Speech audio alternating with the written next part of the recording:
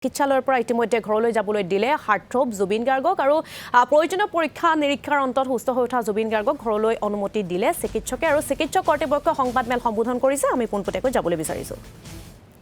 On behalf of Nemcare Hospital অন্তৰংগক যিখন স্বৰ্গৰত আমি আজিৰ পৰা আৰম্ভ কৰিম প্ৰচেছ আৰম্ভ কৰিছো সেইটোৰ চাবিটো আৰু এই যে নতুনকৈ আমি আজি 14 আগষ্টৰ পৰা সিলেকশ্যন আৰম্ভ হ'ব এমবিবিএছৰ গতিকে আজিৰ পৰাই ঘোষণা কৰিছোঁ আৰু সেইকাৰণে আজি সংবাদমেলটো পাতিছোঁ সাংবাদিকসকলে সমগ্ৰ অসমৰ ৰাইজক জনাওঁ যে যি ল'ৰা হয়তো তেওঁৰ ল'ৰা ছোৱালীয়ে চৰকাৰী এখন মেডিকেল কলেজত চিট পাইছে কিন্তু পঢ়াবৰ সমৰ্থ নহয় সেইখিনি ল'ৰা আমি যাতে এইখিনি সুবিধা দিব পাৰোঁ সেই কথাখিনি আপোনালোকে সেই বাৰ্তাটো সমগ্ৰ অসমৰ ৰাইজক দিয়ক নিশ্চয় ইয়ে অসমৰ কাৰণে এক অভিলেখ হ'ব অসমৰ কাৰণে এটি নতুন সংবাদ হ'ব ধন্যবাদ এই ক্ষেত্ৰত মই অনুৰোধ কৰিছোঁ জুবিন গাৰ্গক তেওঁৰ মনোভাৱখিনি প্ৰকাশ কৰিব পাৰে সকলোকে ধন্যবাদ আমাৰ লগত সহযোগ কৰাৰ বাবে আৰু এইকেইদিন মই ইয়াতে আছোঁ নেমকেয়াৰত মোৰ অলপ প্ৰব্লেম হৈছিলে গৈ কিনি চ' তাৰ গোটেই দায়িত্ব ব্ৰিটিছ গাঁৱতে লৈছে তেওঁলোকে চাইছে ইমান ধুনীয়াকৈ তাৰ কাৰণে ধন্যবাদ সমূহ কৰ্মকৰ্তা নেমকেয়াৰৰ ব্ৰিটিছ গাঁও সকলোকে আৰু এইটো এটা সুন্দৰ প্ৰচেষ্টা বুলি মই ক'ম এটা সুন্দৰ উদ্দেশ্য লৈ আমি কাম কৰিম একেলগে আৰু মই ভাবোঁ ইয়াৰ পৰা যথেষ্ট সুফল পাব বহুত ল'ৰা ছোৱালীয়ে বহুত মানুহে আৰু আমি কাম কৰি যাম একেলগে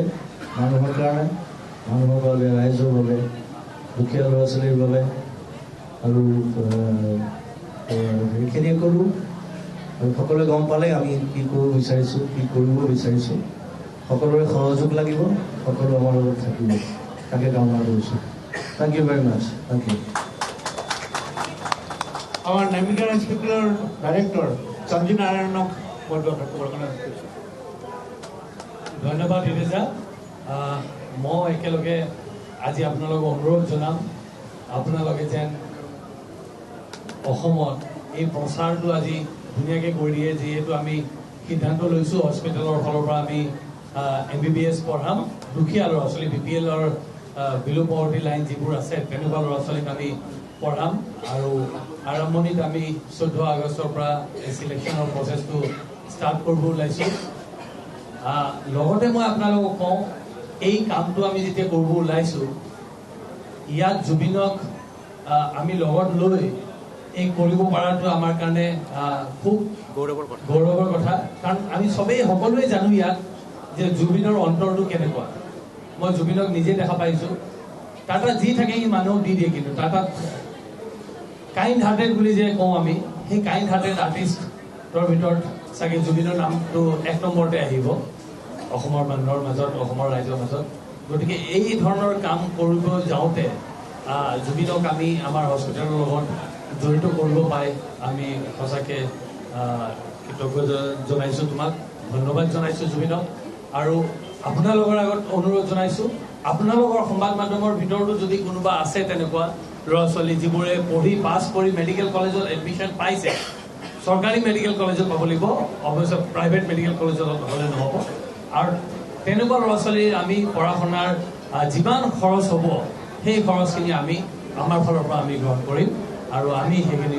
পইচা আমি দিম লগতে আজি এই স্বৰ্গৰথখন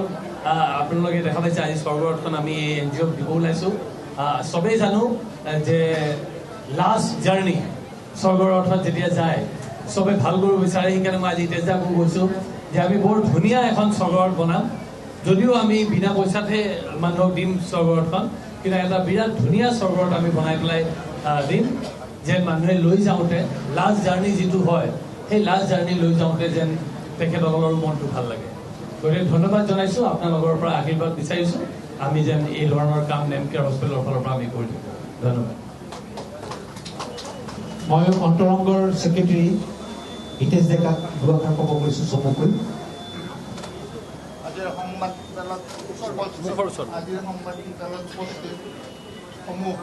ব্যক্তিকে মই অন্তৰংগৰ তৰফৰ পৰা আন্তৰিক ধন্যবাদ জ্ঞাপন কৰিছোঁ আজি নেমকেয়াৰে যিটো সিদ্ধান্ত লৈ আমাক দায়িত্ব অৰ্পণ কৰিব বিচাৰিছে সেই ক্ষেত্ৰতো আমি অন্তৰংগ নেমকেয়াৰ হস্পিটেললৈ আন্তৰিক কৃতজ্ঞতা জ্ঞাপন কৰিছোঁ আৰু জেলাসকলে যি দায়িত্ব আমাক দিছে আজি সততা আৰু নিষ্ঠাৰে পালন কৰিম বুলি আপোনালোকৰ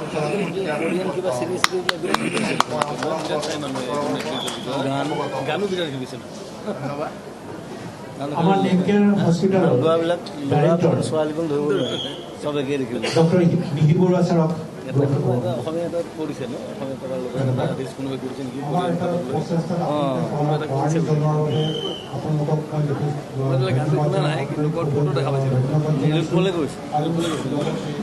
জুবিন গাৰ্গ কোৰিয়ান ছিংগাৰ এটা শ্ৰীযুত ডেকাক আমাৰ প্ৰচেষ্টাটো চলাই নিবৰ কাৰণে এয়া নেমকেয়াৰ চিকিৎসালয় কৰ্তৃপক্ষৰ সংবাদমেল। জুবিন গাৰ্গ সুস্থ হৈ উঠাৰ পাছতে চিকিৎসালয়ৰ পৰা ঘৰলৈ যোৱাৰ সময়তে এনেদৰে সংবাদমেল সম্বোধন কৰিছে আৰু জুবিন গাৰ্গৰ